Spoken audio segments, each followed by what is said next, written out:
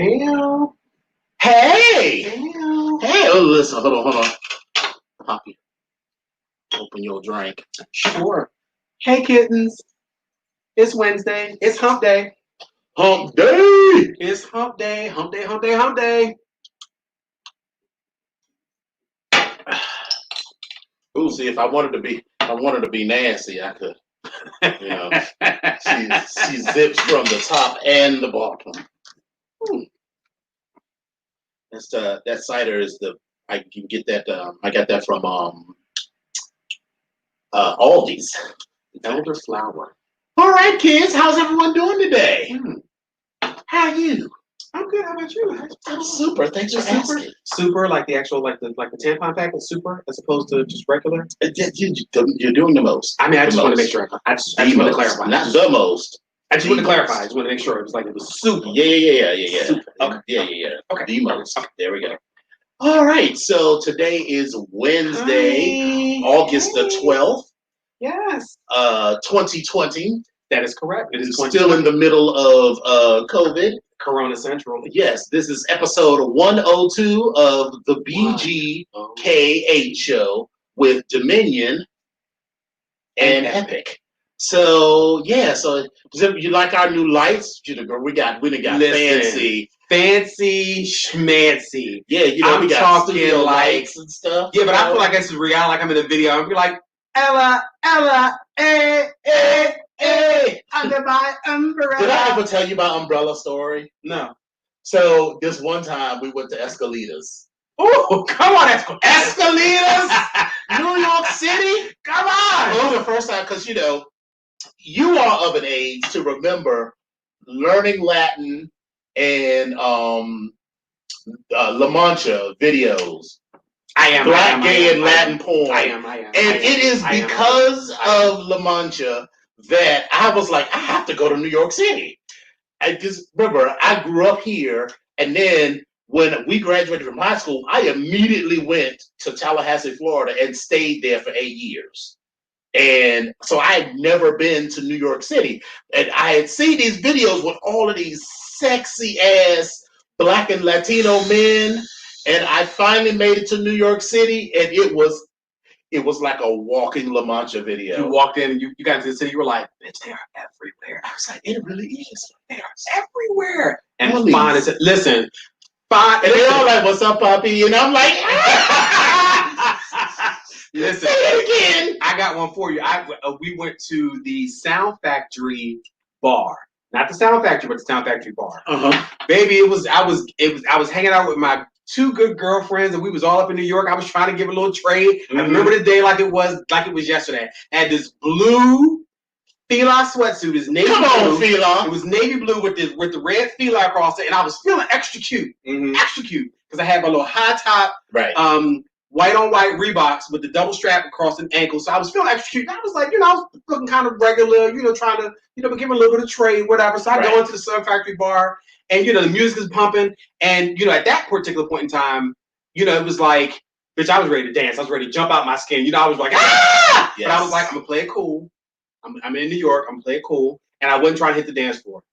I sat up on the wall, and I was trying to get myself together. I was sitting on my hands because I wanted to dance so bad, and I actually went the whole night without dancing. I was bopping my head, but I was just looking at the sights. Okay. So it was like the next to last song, and this dude, he walked over to me, and bitch, I kept looking at him. He kept looking at me, and he walked over towards me.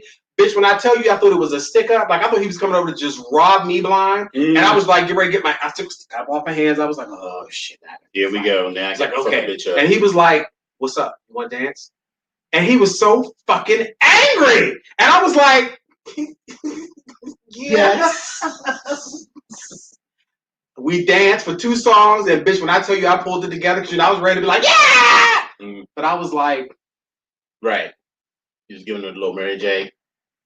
That's all I got. He said, thank you very much for the dance. He leaned over and kissed me on my cheek, and he rolled out the door. Bitch, when I tell you, I was like, palpitating. Remember, when I first saw you, I said, oh my. All I know is that motherfucker left an impression on me, and I was like, I felt like you've been looking at every dude you seen on the street. You Chichi Rodriguez. That's how you treat a fucking lady. That's how I felt. Yeah. It was amazing though. So I trust me, I get it. And that was a very special time in the 90s. Like it was just a great time. Like yes. So when we went, right, we went to Escalitas. And this couldn't have been the first time because when did Umbrella come out? What, 2004, 5? Ooh, it's a minute. I can't even give you a time. So it couldn't have been because my first trip to New York City was actually New Year's Eve, 1999. So right at the so that was 19. My mother died. Yeah, it was 1999. Okay. So it was the week before. That was right. It was the week before New Year's Eve. So it was a week between Christmas and New Year's in 1999. Okay. And so we went. But eventually, so my Escalita story. Go to Escalita. I was with my best. What's up, KG? Right. Moist. Right, Cardinal trade-esque. Exactly. Right. She was a trade-in. But, it's all good. So we get there, and I was like, oh, this is perfect. Beautiful men, butts to grab, dudes just come up randomly kissing you, putting their tongue down your throat, feeling your dick, and you letting them put your finger in their butthole, and I was just like, I miss people. But anyway, so umbrellas. So one of the drag queens comes out, right, and she does Umbrella as the Tin Man. So it was very cute. Silver head to toe. All you could see was like the red of her mouth was like a little disconcerting. But she had this umbrella, right? And so she's dancing with the umbrella doing the song, and she's bending over and doing her dance and everything, and her nuts fell out.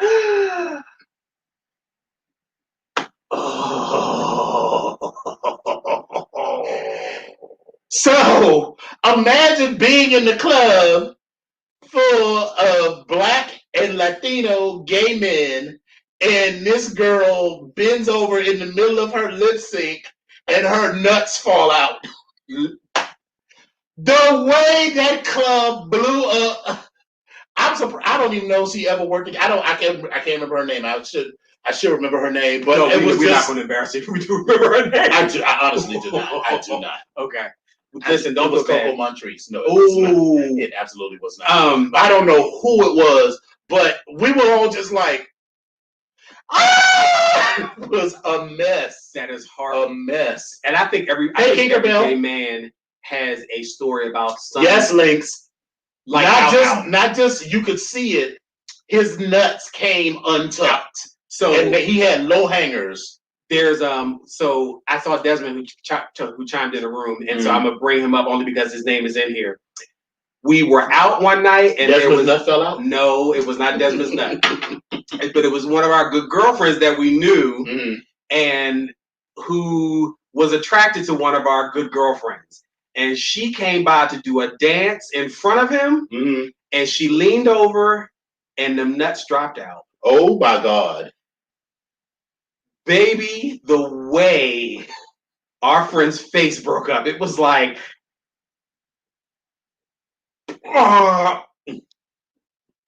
hilarious. One of the and the person who did it, the most 100%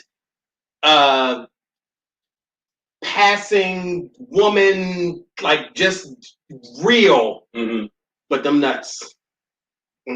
Just hit the table. Hey, Kinkerbell. Shout out to Kinkerbell. She remember she works one of our Passional. Yeah, works at the Passional. Hey, Kinkerbell. Yeah, and turned me on to some really cool shows on Netflix. Cooking shows. Oh, okay. There's one called Hey, Walter. Salt, Fat, Acid, Heat. How does that sound familiar? It's a book that was on the New York Times bestseller list, and it's a short series. Okay. And that's how I got the idea. It's like, you know what? I'm gonna make me some tonkatsu ramen broth and make me some homemade. Okay. 3 days to make it. Hey, ramen. 7. It'll be my first time buying pig's feet. Let me tell you. Because that's how you get the broth white, is that you boil down the pig's feet and some neck bones and all of that.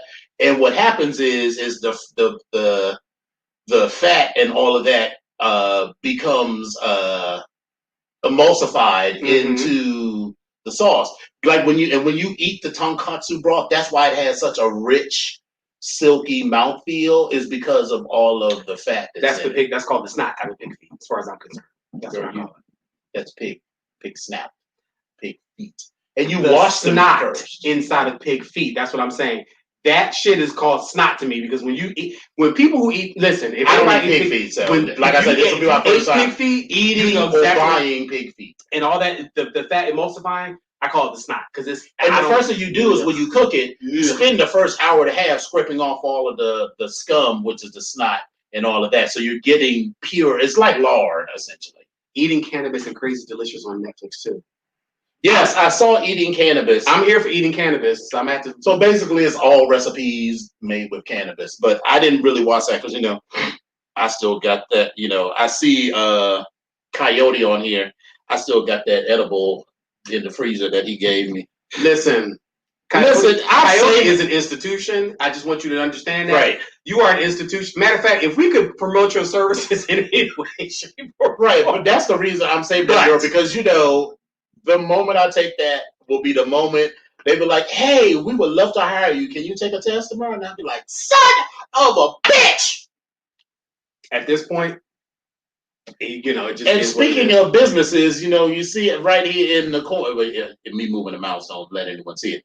But we want to give a shout out to our brother Deviant and his business, Deviantly Branded. Deviantly Branded. Is that Teesprings? Check out, check out on teesprings.com. Check out Deviantly Branded. He has a lot of cute t-shirts. Oh my God. One that says t-shirts, thick thighs, thin patience, as seen on OnlyFans. Life comes fast, and these niggas do too. Know your worth and add tax. Listen, he has some really cute shit in there. And that Soul Snatcher, I know a few people I can actually get that for. Ooh. Yes. So check it out. Go into his website and look for Deviantly Branded on Teespring, and you can actually check out his t-shirt line. There's a lot of interesting stuff in there, and they're reasonably priced. So check them out, and we're going to try to spotlight one or two people in the community every single week. So if you guys have some business or service that you would like to have highlighted, please drop services. That. Well. I'm just we're within reason. I'll just say that. Drop us an email. You can shoot it to the bgkhshow@gmail.com. You can also drop it into the chat box right here, or the comment box, so we can kind of pull that information up and make a note for it. Yeah. And you can always hit us up on all of our social media stuff as well, and just let us know, because we want to kind of keep stuff out there. I think I saw Taisha on here a little bit earlier. I'm not sure. I know Taisha had a clothing line that she was actually putting together as well. Yes. So, but again, if you have some other services and also things that you would like for us to highlight, again, we're going to try to do a community spotlight every week. So just hit it up. And Deviant has an OnlyFans that's coming up next. I have been giving serious thought to creating an OnlyFans with me and the slave, and all of my other videos. I mean, I probably have 70, 80 hours worth of content that I could upload. I mean, did you need to have the taping done or what? Like, because you're not. No, the taping's done. Oh, okay. I didn't know if it this is content that's already done. This was new stuff, because you're not my. No, I got to get it. If I wanted to do new stuff, I would probably, I could still do it on my phone. I'm already ready to go. Listen, I got, my services. I'm available. I will line up and I need you in the frame. Y'all do what y'all do. I'll get y'all in the frame. Right. I got y'all lighting and everything. I got y'all. So. So how was your week? My week was good. It's been very interesting. We've had lots of, I don't want to say downtime, but a breather, because last week one program ends. Yeah, one program ends, and so we're about to start another one. So it's been some downtime. I have stuff that I still need to be doing, but it's good. I got hit up by a couple people, just kind of chit chat, and was touching base with people. I see Billy Malloy is on right now. He did a Facebook Live the other day, and I was so jealous that he was sitting by a pool. I cannot tell you the last time. Actually, I went to a pool yesterday. Did you really? Where Asamek lives, there's a pool there, and it felt so good. I'm so mad I've not been in the pool all summer. Well, I think he can bring one or two guests. Asamek, if you're out there, please. I'll let it. He's gonna be out of town this weekend, but we'll do it. Obviously, we can't bring like 15, 20 people. Well, they can't come. He said it. Listen, I'm inviting myself. So, Asma, please. Yes. So, yes, Tyra, I have 70 to 80 hours worth of kink video, mostly me putting stuff in various buttholes. I am just a good cameraman. That's what he is. Epic is an excellent cameraman. That's all I got going on. I he has an affinity for vinegary bowls too. You know, I feel like Tina Turner. You know, every now and then. Like it's good, nice and rough. But I'm gonna leave that alone. Hey, Cortez. But the week has been good. I'm looking forward to the end of the week. I actually have some. Yes, Cortez, you are due for another round. Yes. And Cortez will be coming up for a visit, so we're gonna have to get it in before he leaves. Cortez. Once he gets to California, he's gonna be getting dicked down regularly, so he won't need us multiple anymore. Sources. Right. Multiple sources. Well, who knows? You never know. You never know. But but the rest of the week his dance card will be full. I'm sure it'll be full. Mm-hmm. But the rest of the week has been pretty good. I got some employment stuff that might possibly go on, so we'll see how that goes. I got a little conversation tomorrow, and I'm thoroughly impressed with. I don't know if I told you, I was thoroughly impressed with someone called me about a job and basically said, "Listen, I don't want to waste your time. This is what it is," and I was like, "Oh." So we're still continuing with that. This is the second one. This is a second separate position from the original, and I was like, "Great!" So that is tomorrow. So I gotta, listen. Wish me luck. We're gonna see how this is gonna work. I'm trying to make some moves, and so we'll see how that goes. So, but other than that, it's been pretty good. How was your week so far? Pretty good. It's some similar stuff going on. I got a call out of the blue about a job with Noah. Good. And, it was like, oh, you're perfect, blah, blah, blah. It was like, the dude was like, as far as I'm concerned, you got this job. But Thanks, Lance. The thing is that when the stuff that I do, it's not like Tommy. It is a real job. But the problem is that everybody thinks that they can do corporate real estate and real property. So like someone like you, they'd be like, oh, and on top of it, you're going to manage all of our buildings. And then when you fuck it up because it's not really your skill set, let's say you personally. No. I'm just like, what? Like you just. So now that like the contract that position that they're trying to fill requires an accountant. And I do everything that they don't require an accountant. Right. Because it ain't that kind of stuff. First of all, they lease all of their shit, which means GSA do all the accounting. All you need to do is to be able to mimic everything that GSA. I was about to say stay within budget, and that's it. Right. And so whatever. So now what they're trying to do is figure out if they'll allow the exception of someone with 20 years of experience, which they really want 10. And, but they want an accountant. And I was like, I'm not a CPA. I have no interest in doing none of that. So we'll see what that's happening. Okay. Then I had applied for another job, and I knew I was too grown for this job. But what I was hoping is that we could get in and they could say, well, we do have another position. And this is what happened. So this other job, we talked yesterday, and she was like, oh, yeah, you can definitely do all this. And I told her how much I wanted to make. She was like, oh.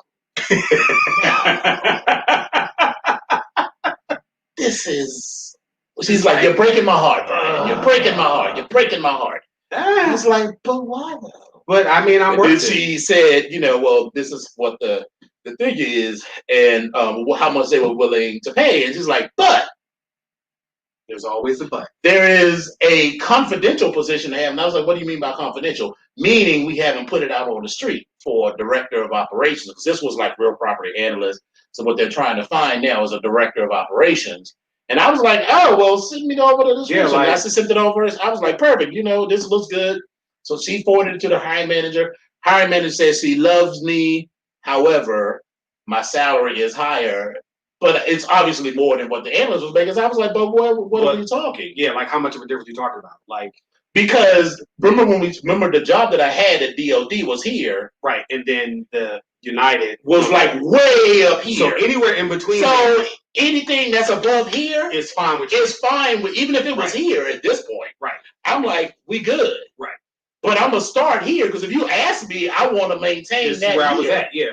Right. That's what she said. She said, "How much were you making before?" I told her it was like, okay, but if you told me here where we are, if you told me here, I'd be like, boom. Well, why are we having this conversation? The conversation we need to be having now is, you want me to start Monday or you want me to start tomorrow? Right. So clearly, I'm not gonna lowball myself. Right. So we're seeing what's going on with that. So the new resume is getting some traction, which reminds me, Seven, I'll be giving you, I'll be messaging you so we can talk about that. I had used this service called Zetsy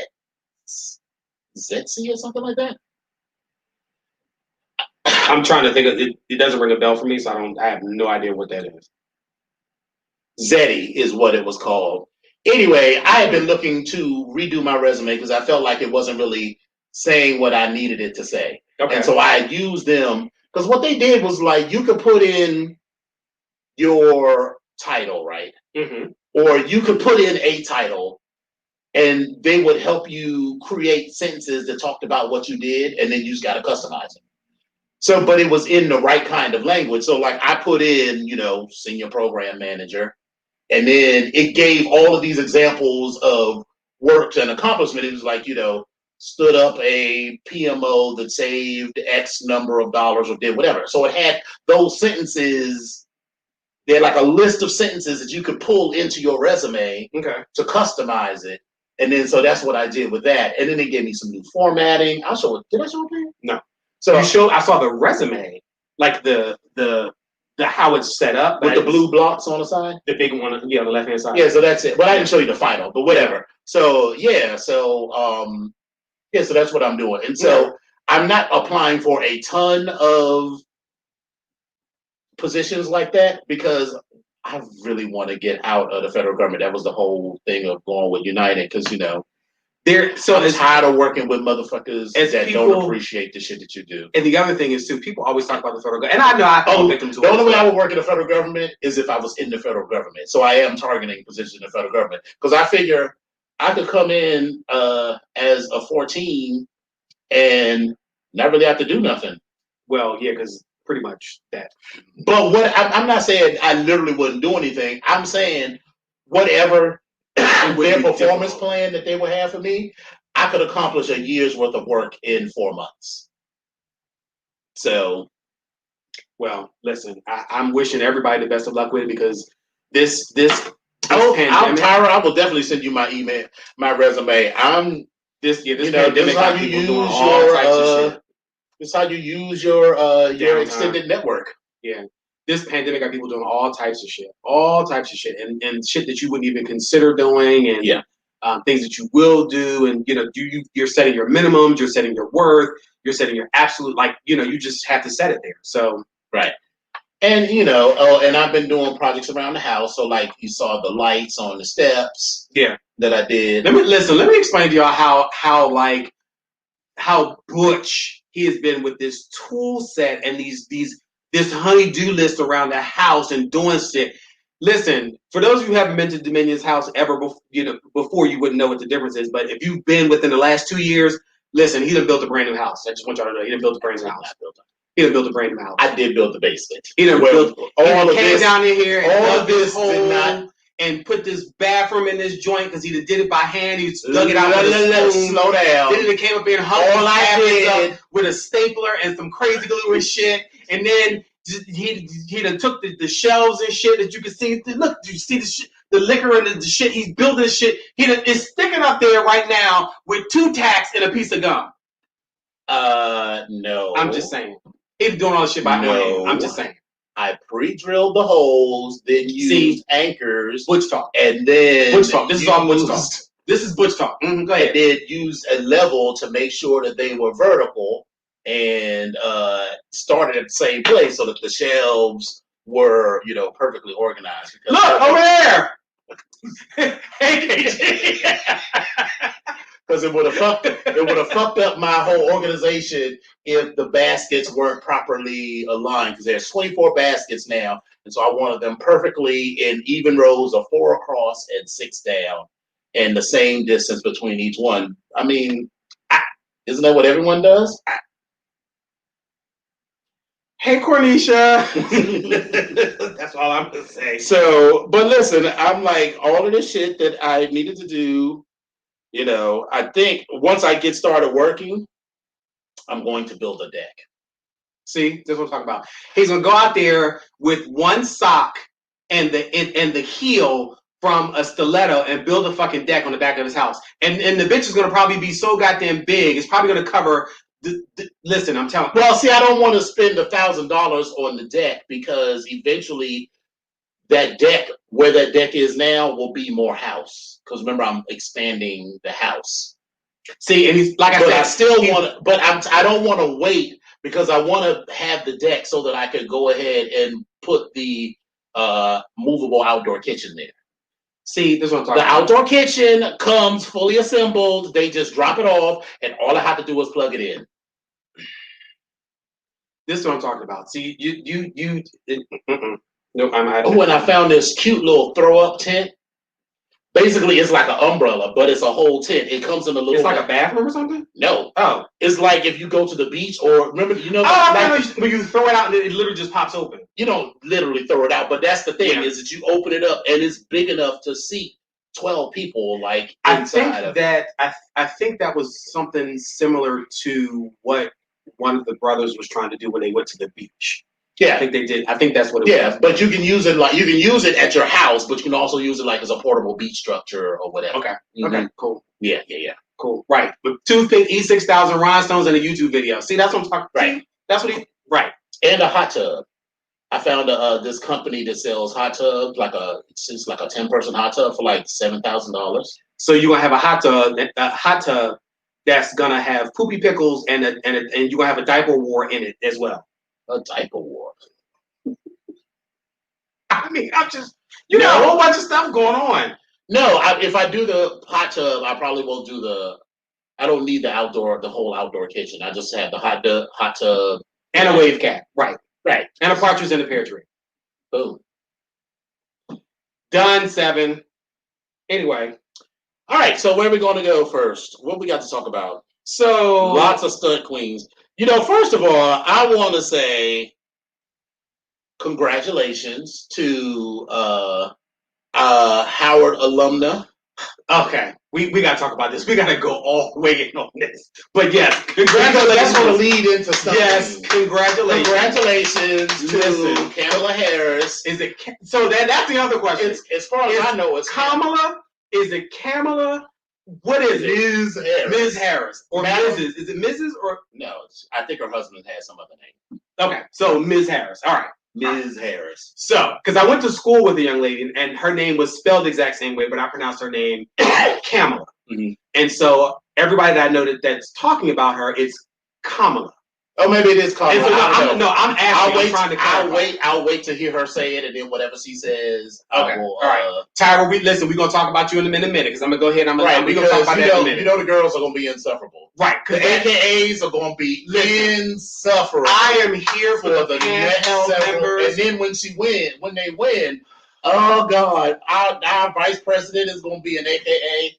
Girl, they could be ski-weeing all on the White House lawn and shit. I am all here for all Greek love. I mean, can you just imagine at the now, and this is a good thing. I mean, I'm bullshit, but it is. I'm saying it's a thing. It'd be wonderful to be at the inauguration and have all of these women, up there throwing up their pinkies and ski-weeing at a sea of pink and green. Listen. I'm here for it. I'm sending all the Greek love all over. Like I'm here for it. I'm sending. Listen, I'm sending all the nuke love. I'm sending all of that. Like I'm here for it. I even think during the conversation today when she was introduced, I even think she did a hair flip. Like when she was getting Tyra, correct me if I'm wrong. If you saw it, I think she did a hair flip. Like it was a serious matter. I'm almost thinking she did because there was somebody else was talking about it. Yeah, because she ain't one. I mean, no shade to people that pledge in grad school. She pledged in college at Howard University. So. I think she did a hair flip. So and again, and I'm a shout out to my little cousin Michelle. Listen. That hair flip is serious, and I could have swore she did it. But the problem that I'm going to have, which was, and this was a post that we put up that was put up last night, and I agreed to that. Listen, these Howard University people, they're gonna be so insufferable. I am one person that will tell you I did not go to an HBCU. Let me be clear. There's nothing wrong with it. I think that it's a great experience to go to an HBCU, to go to a TWI or PWI, whatever you want to call it, traditionally white institution or predominantly white institution, whatever you want to call it. And depending on where you came from, it's either or. And I have some great friends, some great family who did them, and I think it's great. You have great career choices and everything else. But God damn it, I went to work for one of these HBCUs, and I'm gonna go ahead and say it specifically. I went to work for Howard, recruiting for them, and I swear to God, everybody that went, whether they were just enrolled for 3 credits or they actually earned a degree after 7 years, they all had something to say about what the fuck we were doing and how to recruit people. I understand you have a love for, but God damn, go away. Let people do their jobs. Just go away. Let people do their jobs. Just let them do their jobs. And I just, because I remember going as a recruiter. I was doing admissions and I was recruiting for kids to come into the school. I had an alum come up to me. He was probably at the time in his maybe late 50s, early 60s. He stood by my table and politely dropped his bags on the floor and stood there and tilted his head back like he was online. Listen, all those that pledge Greek fraternities and sororities, you know what I'm talking about. He had there with them and put that head back and sang the alma mater at the top of his lungs. Now I'm standing at this table trying to talk to the student, talking about the goodness of Howard and what we have and how we get, and you sitting there screaming, la!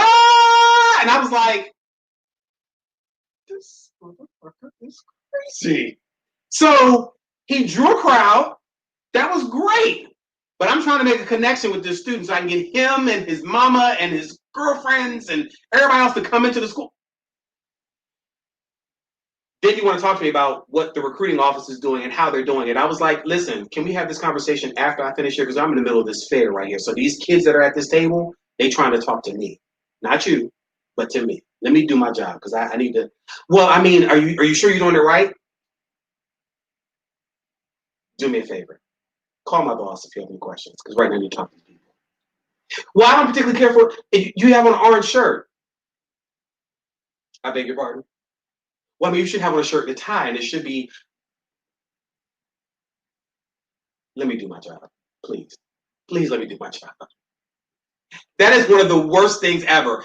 Anybody that's ever done the college search thing, you go to these college fairs, and at the time I was, it's like, all right, I'm all in it. Everybody's all dressed up, suited and booted, and that's great. But I need to talk to these students. I need to talk to these parents. I need to be relatable to them. I need to be able to sit down and have a conversation with them. Me being suited and booted with a tie and all stuffy, that's not going to work, especially not in urban. That's not working. That's not working. He should have asked off in the off-season. Donate. Exactly. Donate. Donate your time. Come do something. Whatever. I digress. I'm going to come back. Woosah. Anyway, so that leads us into Stunt Queens. So, is this a stunt?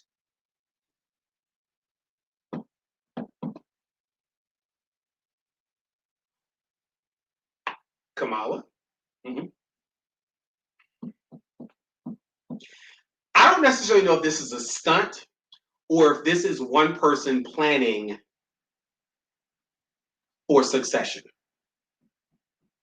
Yeah, because I have serious doubts. I mean, listen, people live a good long time, but the older you get, the higher the odds go that you aren't gonna make it to the next year. And so he's already 78 now. And on top of that, you add in the stress. Or is he already? Is Joe Biden already 80 years old? I don't know. Listen, he's 105 to me. Hold on a second. Alexa, how old is Joe Biden? Joe Biden is 77 years old, and he was born on November 19th, 1942. He's born on my grandmother's birthday. Lord. So he's 77 years old, so he'll be 77, 78 now. And if he makes it through the whole term, he'll be 82 by the time the second term rolls around. Yes, could he still make it? He could make it through both terms. He very well could. But howsoever, I hope that he does, but I also think this is great succession planning because I feel like in that VP seat, if something happens while he's in the presidency, Kamala is going to step up and become the president. Yeah. So I think that's what this is. I don't think it's a stunt, but I think it's just good succession planning. Yeah. That's my. Yeah, Reagan isn't a good example because that whole second term, he was clearly suffering from dementia. Yeah, and he was all over the place. They were hiding more than they actually talked about. Yeah. It was so funny. It wasn't funny, but it was very interesting to me that like the day after Ronald Reagan left office, they started talking about his dementia. I was like, girl, that's not how that shit happens. That shit happens. That shit starts gradually, and it probably was during his first term, but definitely by at least the middle of his second term, somebody had to start. Nancy started having conversations with somebody about how Ronnie was fucking up, and fucking up. I want to be more sensitive because of Okay, all right. But so fucking up was the wrong word, but there were clear signs of cognitive decline. Exactly, and to be clear, listen, for those of you that don't, yes, seven. I mean, he wasn't necessarily slurring his words, but he got to a point where it was like, did he just make a boo-boo? Like he made an error? Like that was it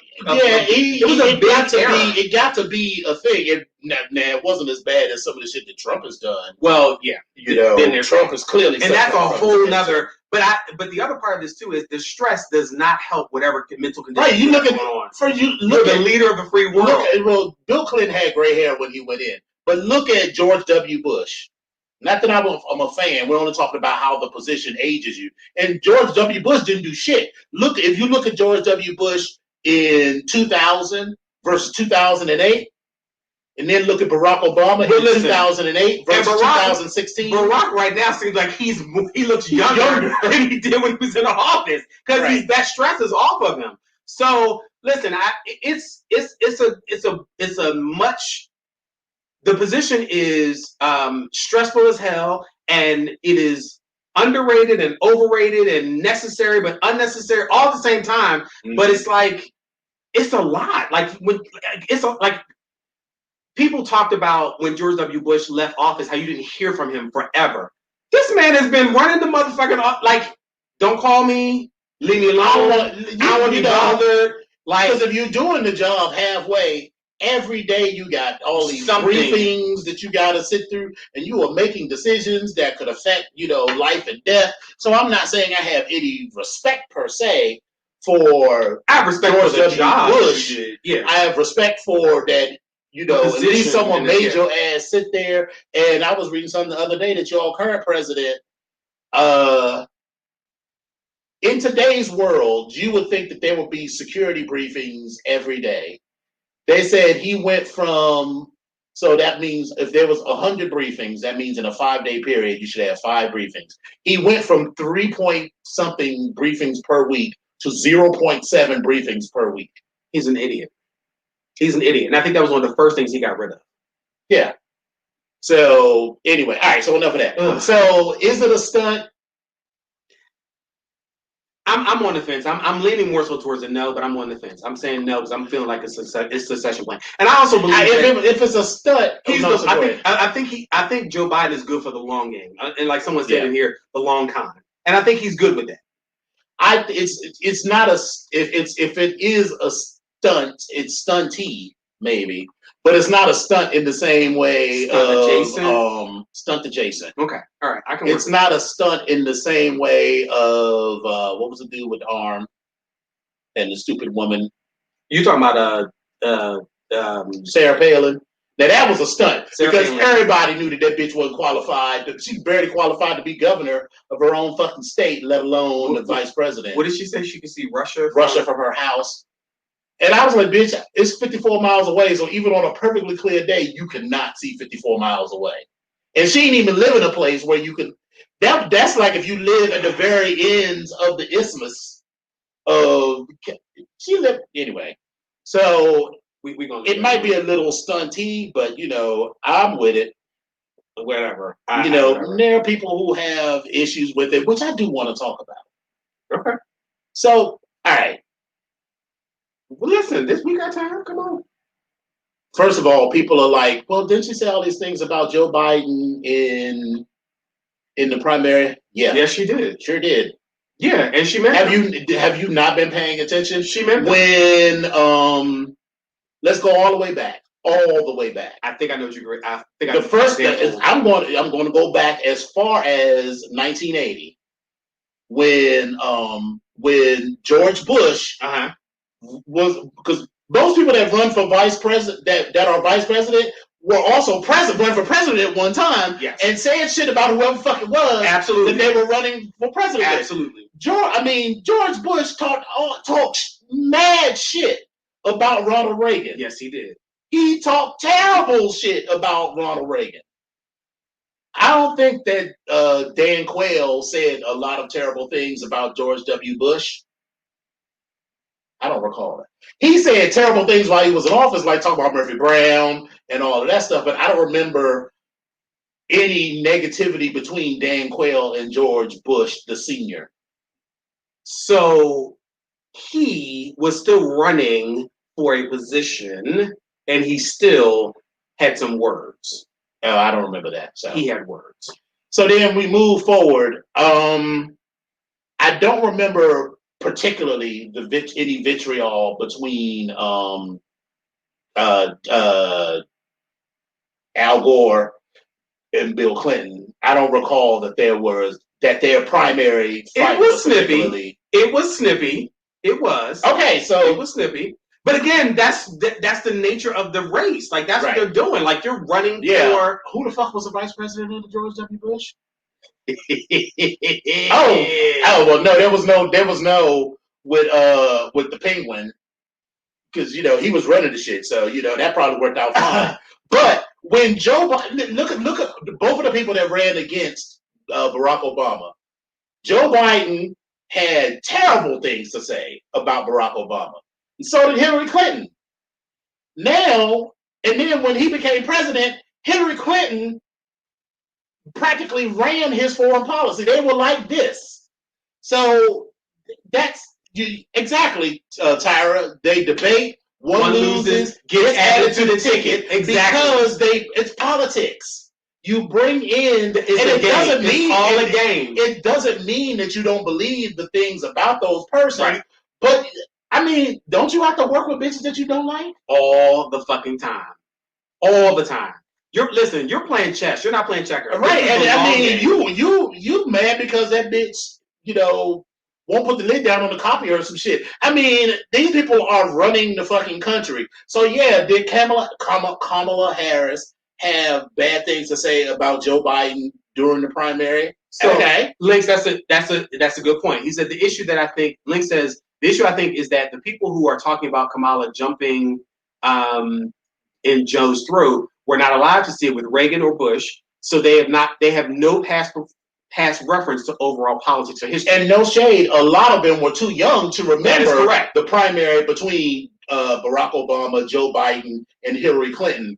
Because Hillary was swinging. 2020, if this is 2020, that happened 12 years ago. So if you were less than 30, then all of that shit happened long before you could vote and probably were even involved in politics. So does it surprise me that Joe Biden chose one of his rivals? You goddamn bet you. And does it surprise me that Kamala Harris, who, first of all, people was like, well, she's so ambitious. Of course she's fucking ambitious. No one said about Barack Obama or George W. Bush or Donald Trump or Joe Biden that they're fucking ambitious. That the fuck? I don't want a president who isn't ambitious. Listen. The fuck? And of course, exactly. Of course, a smart woman will be like, yeah, this motherfucker said some things I don't like, but as vice president of the United States of America, this is all of the shit that I could do. So I am going to suck it up and work with this bitch and keep it fucking moving. Hillary Clinton said the same shit. Yeah, Hillary Clinton. And she wound up becoming, she was secretary. I mean, she was Secretary of State. So it's like, listen, you didn't get the presidency, but baby, listen, you were in control of some shit. Right? You act so y'all be acting like, oh, you don't want to. Oh, Secretary of State. Oh, she's on the Secretary of State. Do you understand that the Secretary of State is in the line of succession? Like, if hoes die, they come looking for her ass. Like, and to be clear, do you understand that Nancy Pelosi's ass is in the line of succession? Right? Do you understand that? So that a woman has ambition, first of all, pisses me off when people are like, oh, well, she's so ambitious, so she. Oh, no, girl, this is how the game of politics is. If you don't have ambition, then guess what? I don't think I need you representing me in no way, shape, or form, because that's not going to work for me. No. That's not going to work for me. So that's the first thing. Second of all, people are like, oh, well, she's top cop. Now, the more that I read about that, the more I realized that was something that she used to embrace. So when she was attorney general, she had to, and district attorney, she embraced the label of top cop, first for San Francisco, then for California. But she also had a job to do. When you are the attorney general. Come on, Tyra. Do you understand that Hillary's ass pulled the trigger on Osama? Right. Come on. Barack Obama may have said. Well, yeah, but again, he looked at Hillary and was like, should we do this? And Hillary was like this. Right. You, when you are here's what we don't want. I always take the long view, right? What we do not want, people say, well, she could have done all of this as attorney general and blah, blah, blah. Of this, and I get that. Do you really want an attorney general who comes in and sets his or her own agenda and decide they're not going to prosecute certain laws? Hello, we're running through that right now, not with the attorney general, but with the goddamn president. Hello, do you understand that that's what's going on? These people are they're being pardoned. And so you could say about Kamala, okay, well, she did have some latitude, but she didn't have all of the latitude that you think she did as attorney general, because it was her job to enforce the laws that were already written. Is why it's important to vote, because the people who enacted those laws were the ones who really were at least equally as responsible for all of the things that you didn't like, not all of the things, but a significant number of the things that you don't like in California. Those people, in California, if you were in San Francisco or when she was state attorney, the state legislature or the local legislature, San Francisco City Council or wherever, were the people who made these laws. Yes. So hold them equally as accountable. Yes. As Kamala for doing her job. That's the whole key. Doing her job. That's it. That's all. As KG says, she changed her stance on issues over time. This brings, that's a lot of everybody. Well, I'm not gonna say everybody. There are so many politicians that have started. Listen, Joe Biden talk never lied. Let me tell you, I'm just a bill. Yes, I'm a bill, and I'm sitting here on Capitol Hill. Well, let me tell you how down to the wire. Exactly. But people don't pay attention to that. People talk about Bill Clinton and Hillary Clinton and Joe Biden and super predators and that. I'm not. But there were a lot. I dare say a majority of Negroes. Let's talk specifically about Black people who, at the time, were in favor of those crime bills because their neighborhoods was being fucked up. So did it not work out the way that we wanted to? No. Can we hold people accountable for their decisions? Yes. But let's not act like they did it in a vacuum, like they were doing something that people, even the people who were being affected by it, didn't want. There were lots of people in lots of Black neighborhoods who were for the crime bill, who were for the three strikes laws, who were for all of these things because they saw their own neighborhoods decimated. That's right. I got you. Neighborhoods decimated. They saw the effect of crack and gangs and everything on their neighborhood, their cousins, their sisters, their aunties, and all of that. And that was what was the decision at that time. Was it the best decision? No. Are we seeing and still living through that? Yes. Do Bill Clinton and other people hold some responsibility for that? Yes. Yes. But let's not act like they were doing it all alone, right, and that everybody else was, no, we don't want this. People wanted it. And let's be clear, once again, it is your responsibility, it is your civic duty and responsibility to get your ass out there and vote, because lots of these laws and bills have started at the local level and worked their way right on up. So pay attention to this shit, because again, it will come back to bite you if you don't. And when people talk about, oh, well, I don't, there's other things to do besides voting. All right, so let's talk about some of those things. Volunteer. What are the issues that are important to me and you? I'm going to say what's important to me. You can say if I say things that I missed. Things like trans rights. Things like women's rights. Yes. Things like the prison industrial complex. How do we affect those things on the local level? Well, we volunteer our time at places like Casa Ruby. Mm-hmm. When those things rise up to local issues like in DC, then you interact with the local, in this case, the DC City Council, or if you live in PG County, with the county council there. Mm-hmm. If you believe in women's rights, then you act in those policies inform the way that you treat the women in your workplace. It's about creating a society that has the kind of change that you want to see. So no, it's not about voting and walking away. Voting is the end product of all of the other things that you do as a human being and as a citizen, not just in this country, but in any country. Voting doesn't work if all you do is complain and then vote. You have to do the work that backs up all of the other shit that you say you believe. That is correct. That is absolutely correct. There are other, and whatever is close to your, again, some of the things that you mentioned are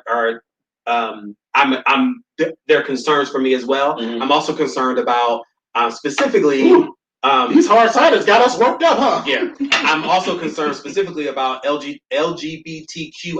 issues and how they will affect me in now as well as in the future. Mm-hmm. I'm also concerned about healthcare, specifically within the LGBTQIA community. Mm-hmm. I'm also concerned about, you talk about STIs and STDs, and specifically like HIV and AIDS and funding for research. Like these are all things that at a grassroots level, if you get involved, you understand what's going on. And again, getting involved does not mean you get involved in a ton of different ways. Don't just get $20, but you also that does help. But yeah, but you also show up at events. It's in your rhetoric. It's how you talk to people. It's how you talk about, especially in the LGBTQIA community. It's about how you talk about people. It's the causes that you support. It's the events that you do go to and the events that you do not vote, that you do not go to. Yes. It's about all the things that you do to be an informed citizen in this country. Was Joe Biden my first choice? No. Hell no. He wasn't. But in my druthers, I really had a Warren Harris ticket. 2 women, Elizabeth Warren. Midas, and I even tagged you in this daggone. We're going to talk after the show, Midas. Right. But I really wanted a Warren Harris ticket. With the 2 of them, that would have been amazing because absolutely amazing. And no, this is no offense to her black womanhood or her Indian womanhood. No. But I see Kamala Harris as the pit bull. In a great way. I think I don't think that's a terrible. I'm not saying that in a negative way. No, I got you. And I think Elizabeth Warren is a little bit of a pit bull, but she's more the policy wonk. Yeah. And especially after the way this shit has been fucked up, we need a policy wonk at the top that's going to be like, nah, everything. I'm not saying that Kamala Harris isn't, but I think that Elizabeth Warren can come out and say, we've got this well-informed, reasoned process, and now Kamala can be the person to go out and be like, this is how we're going to make it work. So that was my top thing. I had no interest in Joe Biden at all. But bitch, this is here we are.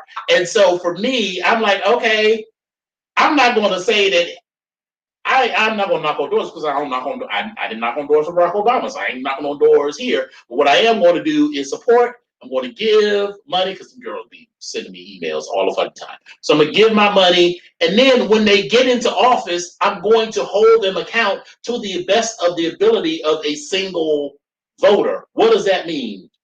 In the age of Twitter and Instagram, we have unprecedented access. Yes, and this is perhaps the only thing that I can. Come on, Kamala's going to be VP. What you not finna do, right?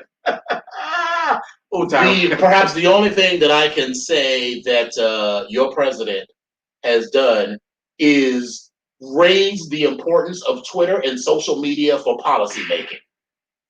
Because before, like Barack Obama would not drop important, he wouldn't send a tweet and say we're about to go to war. 150 characters, and he didn't have time for that shit. Right, he wouldn't be like, "Dear America, we about to go to war." Yeah, because if you understand the way the president's words are law, even in via Twitter. Now, other people can countermand it, you can sue him, you can do whatever.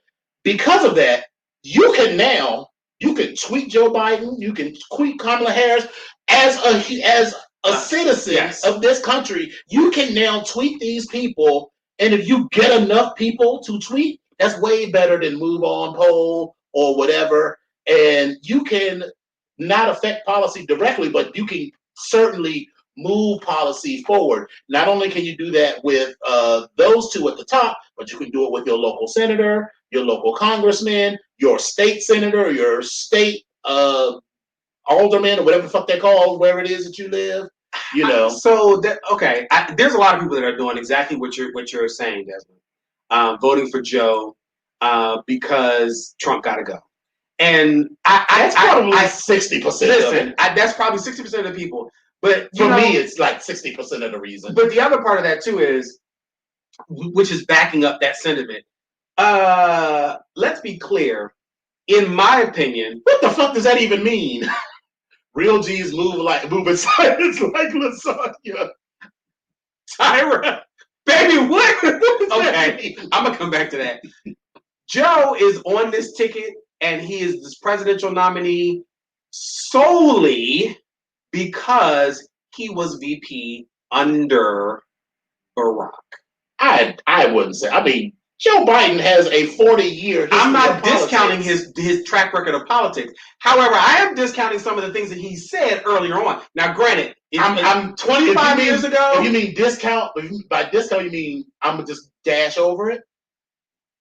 Yes, then I'm dashing over it. Yes. Okay, I'm with you. Okay. Right. I was like, yes. Okay, all right. Because he's made it up. He's had an evolution. His whole process. Yeah. But I'm not saying that he's not a good politician. But what I'm saying is the lion's share of his strength is because of that.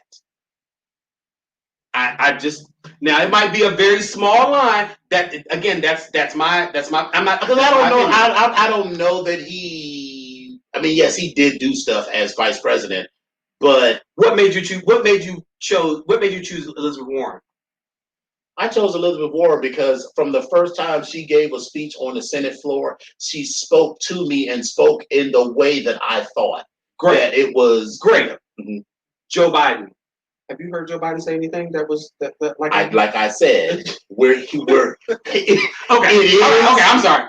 All right, it is what it is. Okay, well, and listen, everybody's entitled to their belief, but at the end of the day,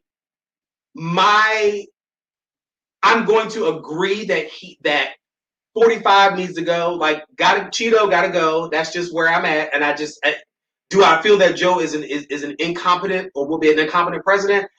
Absolutely not. Because he's picked up a few things over these many, many years in this long career that he's had in politics. Yeah. Was he my first choice? Was he my second choice? But I mean, he was right above Pete Buttigieg. But because he had the association and some of the tutelage and the experience of working with, seeing someone as a master politician. And listen, I'm big on my Barack. Come on, get up on it. But listen, take a sip. No, because I'm getting this hard side is kind of Barack was I can't call him a master manipulator. I can't call him that. But he was a politician in the sense that he beat them at their own game, starting with how he got elected. He didn't get everything done. But talking about his election, how he got elected, and how he got elected. Yes. The politics. He was the most nonpartisan. Nonpartisan president that we've had as far as going around to collect votes. Yes. And so he beat them at their own. Now that didn't necessarily sit with all his thoughts and how he felt about shit. But again, he was like, "Listen, let's get through all this, and I'm gonna get back over here. And based on what I surveyed from me, this is what we're gonna do." Yeah, that gave us some great. And if Joe took notice and paid attention to all those things, Joe will have a great career as well. And I'm not. I agree that being under Barack did help him, but I'm not saying. Well, all right. So the way that other people make decisions and the way that I do are not the same thing. For me, the fact that he was Barack Obama's vice president played almost zero factor. I mean, it played a very small factor in it, but I don't think about that. Okay. I think about, some of his. I think he's got enough skin in the game and enough time in the game that he can't fuck it up no worse than the guy who's currently in the office. So do you honestly think that if he was not vice president and he threw his hat in the ring for a presidency, you would have paid attention to him? Or I'm not saying you, but most people would have paid attention to him. Possibly because it depends, because we don't know what he would have done. Because remember, he was already a senator. But listen, as a senator, before he became But Joe Biden was very well known in the Senate before that. Listen, Nancy Pelosi is very well known in the Senate. I mean, I get that. Yeah. Beto, and Peter, Pete, and Elizabeth, they're all very well known. No. Please do not put Beto in the same category. But again, not necessarily for the right stuff. The disrespect to Elizabeth Warren and Nancy Pelosi to put Beto O'Rourke in the same category. But he is. How dare you, sir? His title is what? His title is what? Dare you? His title is nothing right now. But his title was what? Okay, so that's why they're in the same sentence. So we're gonna get that. Anyway, all right. We done turned this into like the Joy Reid show. But it was good though. Yeah, it was good. All right, so we aren't going to get through all of these. I mean, we cannot literally see them. We got that much time. I mean, I guess, but I want to have some discipline about how long this show is. Wait, listen. Are y'all okay with this show? Do y'all need more? Because we ain't even got to the stuff yet. We just talked about. We ain't got to the agenda. That wasn't even on the agenda. It wasn't even on the agenda. We kind of went all the way off. We got Stunt Queens and we got stuff to talk about that we normally. So listen, that's what we're gonna do. So if y'all, listen, all right, so go on, girl, just go on now. Now I'm getting rushed. Now I'm being rushed. Okay, so Stunt Queen of the week. We had a nail queen. We had a nail Karen. There's a report that there's an article that came out in the Insider of a particular nail tech that said she received a message from a customer saying they had tested positive for COVID before their appointment. The customer said they felt bad and shouldn't have turned up to the appointment, but they desperately needed a manicure. The nail tech said that the client look at these toes. The nail tech said that the client knew she was immunocompromised and that she had asked them not to show up if they had been exposed to coronavirus. In response, the client said that they were desperate to get out of the house and needed their nails done so bad. And then the nail tech posted their exchange on Instagram on August 4th and urged people to protect themselves and each other. So listen, this young lady, this Karen that I'm going to call her, and I don't even know. Let me take that back. I can't even call her Karen because I don't know anything about her. But this young lady, I don't know if I'm blaming the nail tech or I'm blaming the customer.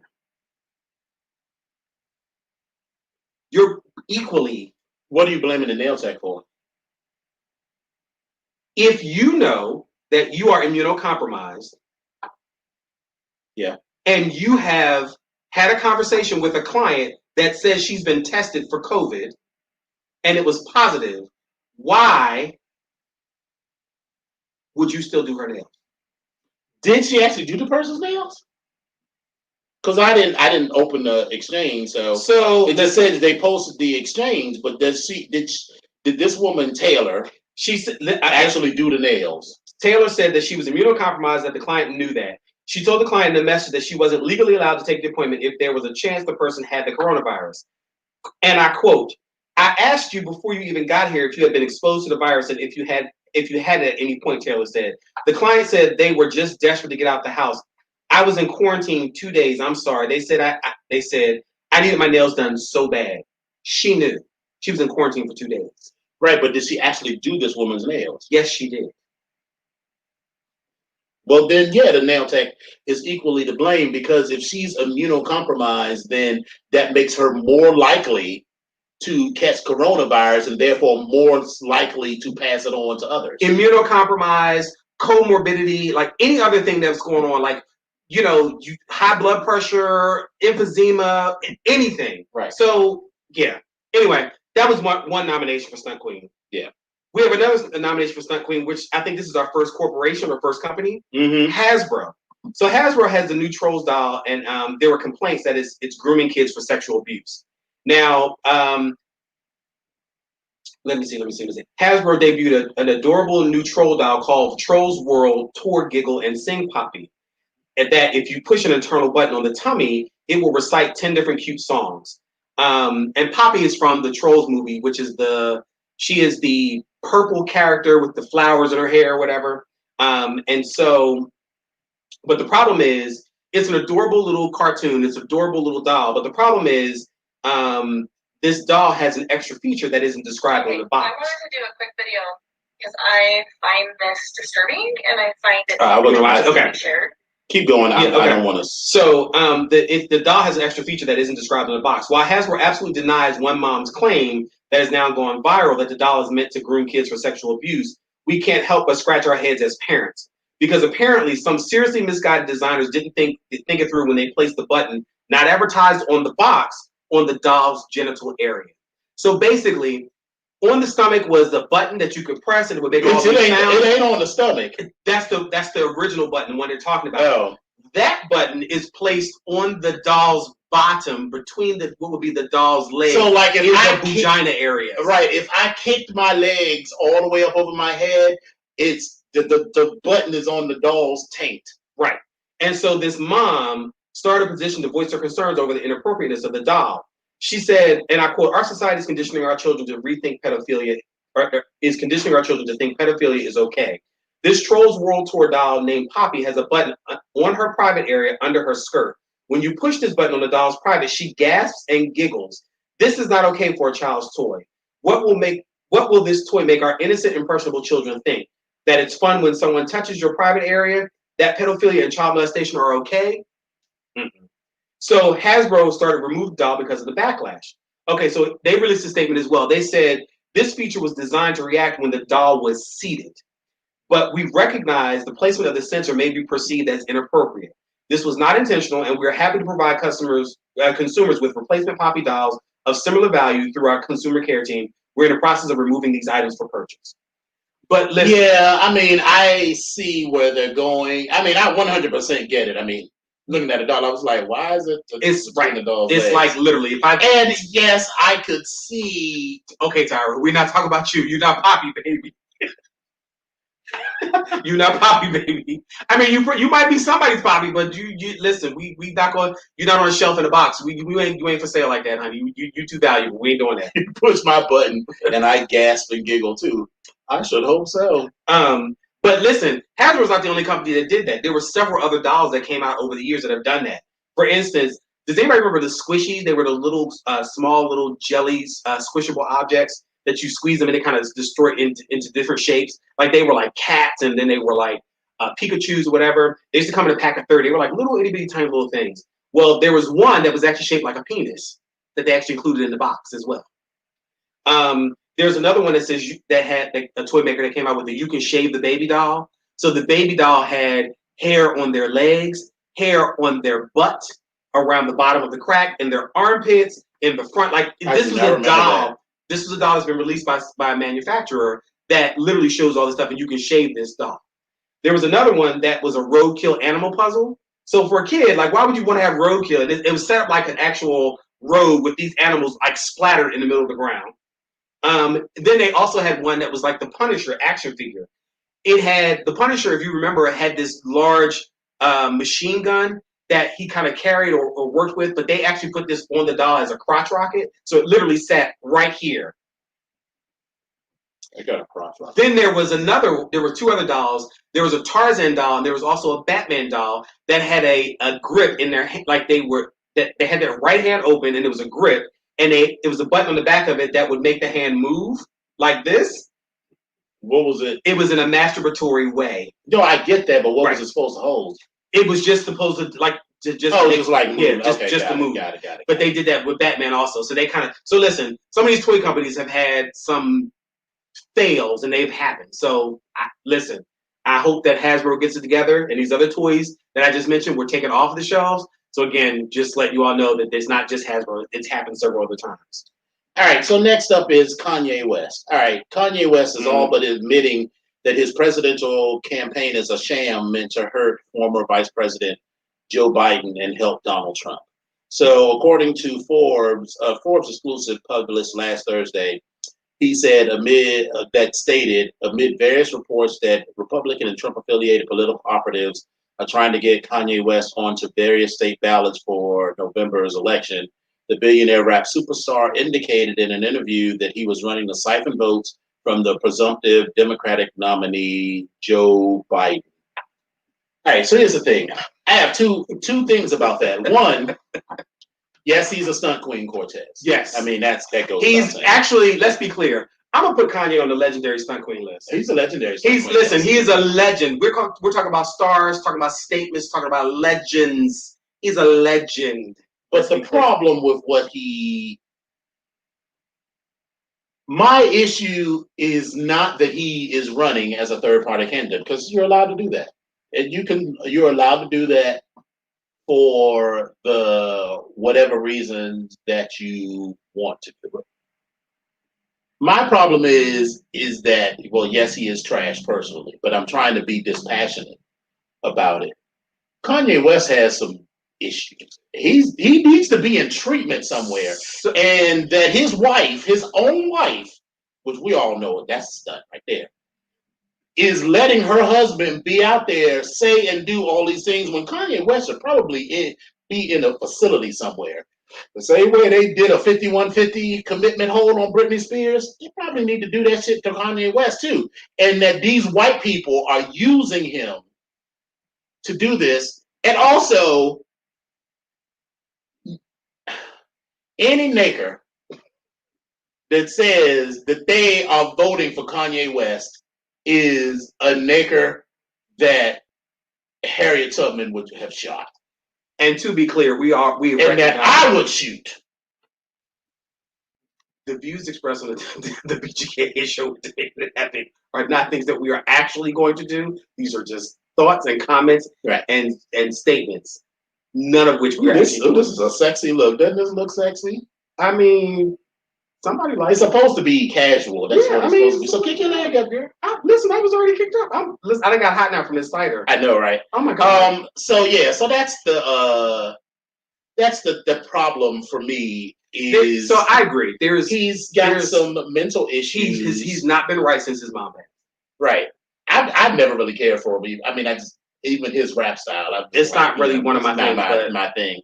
But I just feel I should feel better than I do for him, because I still feel like he has. So what it is that he has an unfortunate combination of mental illness and extreme ego. Because even before, I was like, you ever met somebody who was like, and you'd be like, girl, you are not cute enough to be giving all this. And I was like, girl, you are not cute enough to be giving all of this drama. All the time. I know it well. All the time. Oh, thank you, Derek. Derek said, I've always been sexy. I appreciate it. But first of all, he already missed the deadline to be on some ballot. So, and he's since then, since this was released, he has pulled himself out of the actual race. So yeah, and then even he's saying things like he was reticent to criticize Trump, saying that Trump is the closest president we've had in years to allowing God to still be part of the conversation. Did we have this conversation last week? As soon as you talk about God, I tune out. Exactly. So yeah, I had never really tuned in for him. So But whatever. All right, so Ben Shapiro, who I knew of but didn't really know. First of all, we got to talk about WAP. So last Friday, right, I'm just sitting there and I kept seeing WAP, just like the hashtag WAP, WAP, WAP, WAP, WAP, WAP. Right. And I was like, what the fuck is WAP? And then someone posted a video and I saw the video. I was like, listen, shout out to Cardi. Shout out to Cardi, my little brother, and also shout out to Cardi B, yes, as well as Megan Thee Stallion, yes, because and Normani. And I was gonna say we're gonna get to that because the way the video was put together and the thought behind it, which was to talk about all these women that have WAP or that come from different lives, the lifestyles, different types of women, everything. They got that WAP. The video was amazing. People are up in arms about Kylie Jenner because she's in the video. But I've read about that. It's like Kylie Jenner and Megan are friends, right? Like friends, not just like, oh, hey girl, we see you at a party. They are friends. So of course. And then on top of that, again, when you think about all the different types of women, she represents that type of woman. So it makes sense to me. Right. Listen, it is. But Normani, when I first heard the song, right, I was like, but they saying wet and gushy. Well, what is WAP then? Why is the song called WAG? Listen. And then I thought, I was like, they can't say, right. But shout out to motherfucking Normani because the outfit was slamming. Yes, that houndstooth. She is beautiful. Mm-hmm. And listen, I mean it, all the love. The bitch got down. Yes. I was like, yes. Come on, Normani. Love it. Listen. And, people didn't have problems with it, like Ben Shapiro. It's like, girl, just... So, listen, Ben Shapiro got his ass. First of all, we're not even going to talk about him right now. We'll come back to him in a second. Listen, shout out to Cardi. I love the song. I love the video. I love seeing... I love Megan's part actually way more than Cardi. And now, I love Cardi. Yeah, but I just love...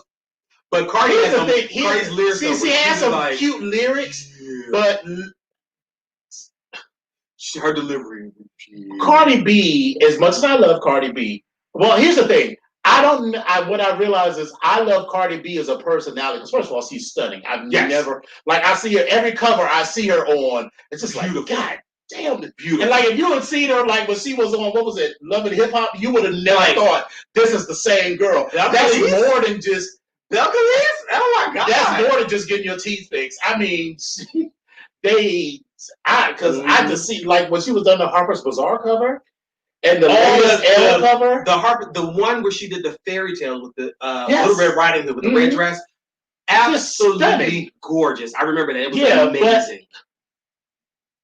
Cardi B always sounds like she's got a mouthful of potatoes when she's talking. Okay, but listen, she doesn't enunciate. I love the way Megan enunciates. So that she raps, she has that sort of not Lil' Kim, Anika. Nicki Minaj? Nicki Minaj. I couldn't think of her real name. Okay. I couldn't think of her rap name. Okay. She has that Nicki Minaj kind of thing, but whereas to me, Nicki Minaj just sounds like a very high, very fast monotone. Mm-hmm. I like the variation in Megan's voice, but it's still that fast,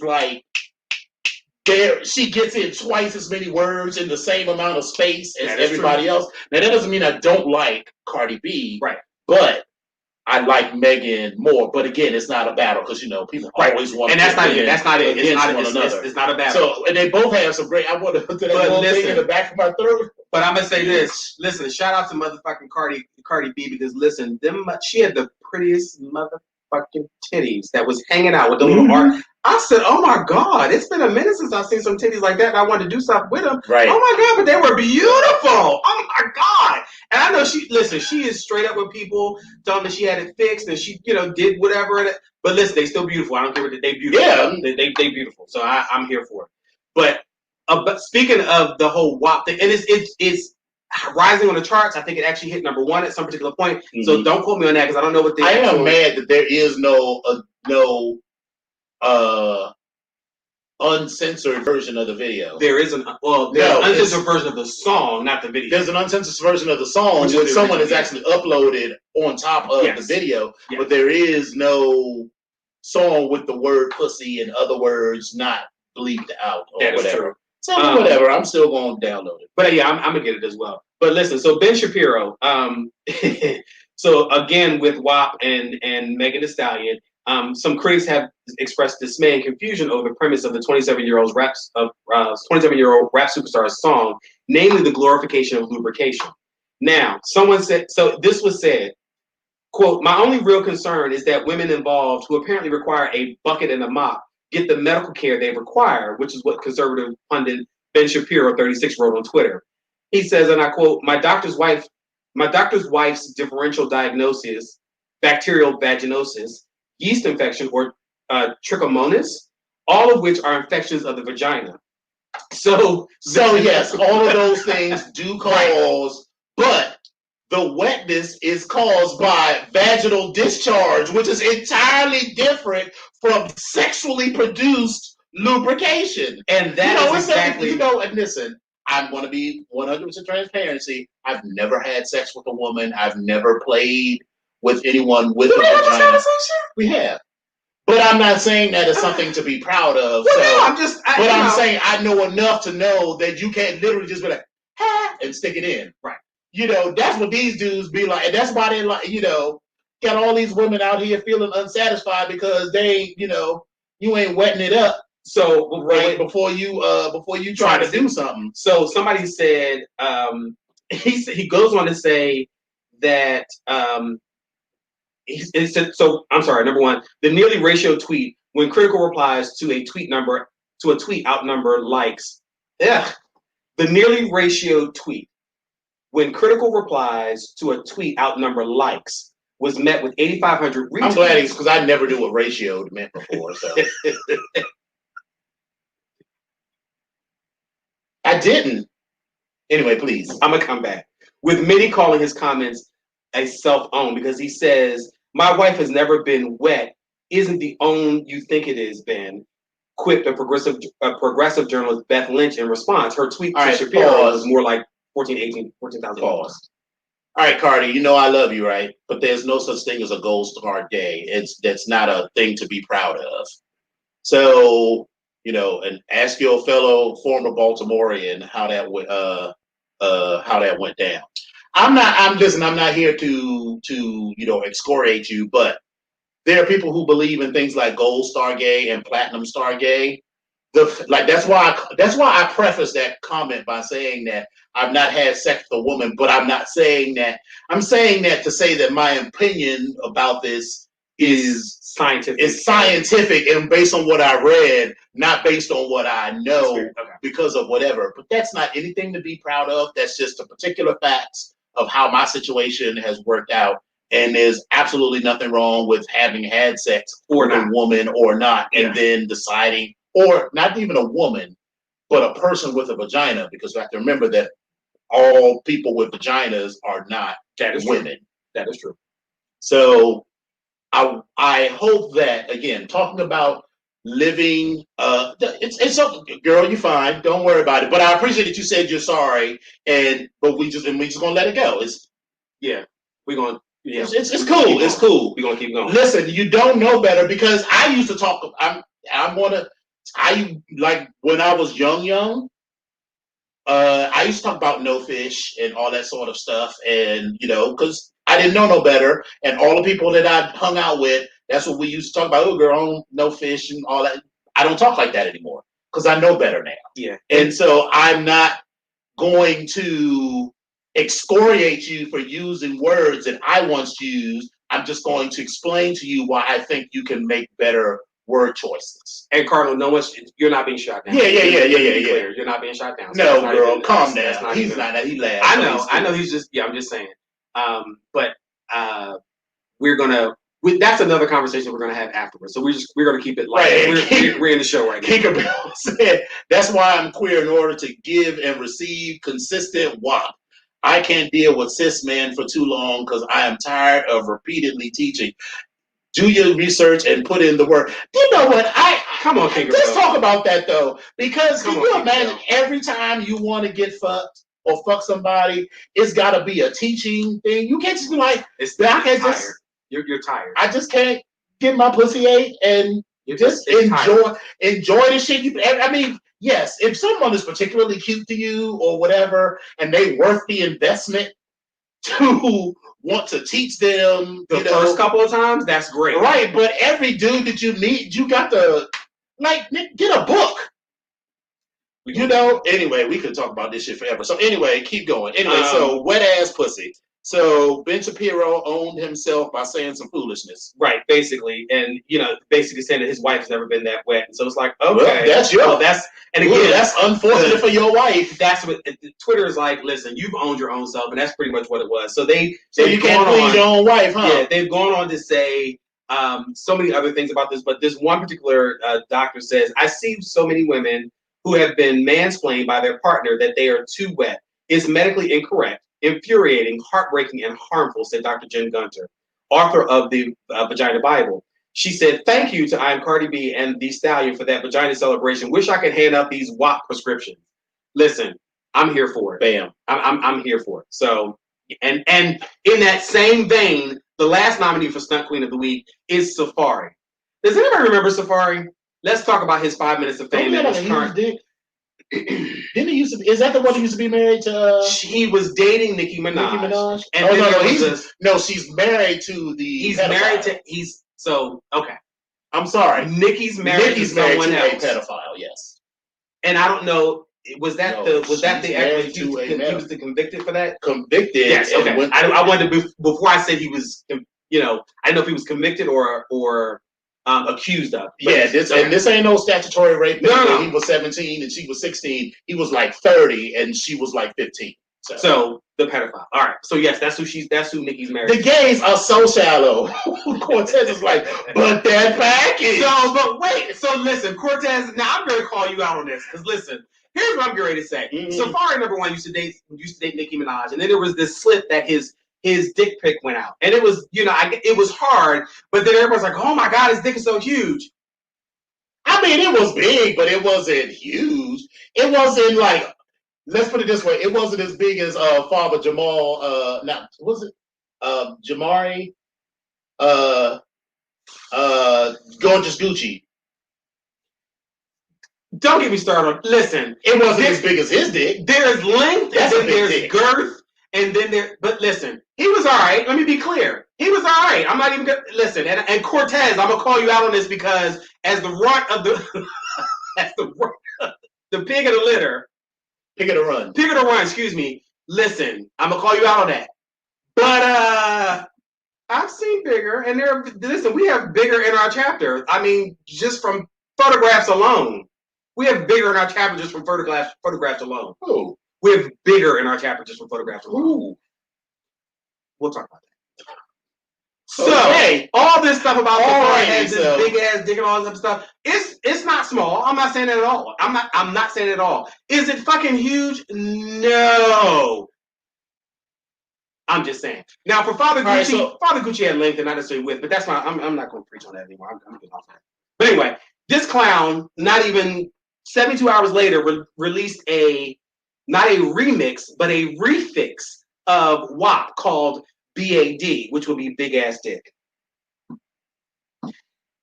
Black Twitter is owning his ass because they're sitting there saying,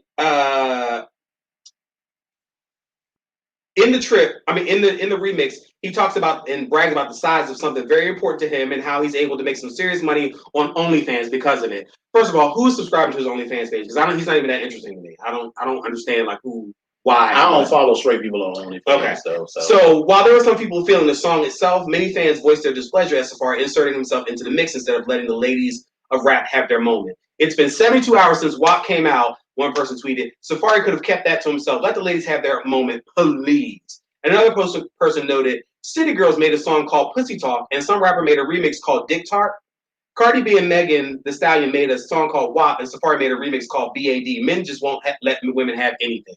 So, his song is gaining online, and it's gaining some steam, and, as of a couple of days ago, it got more than 50,000 streams in about 24 hours. But really, Safari, are you just riding the coattails of Megan and Cardi? What is that what we doing?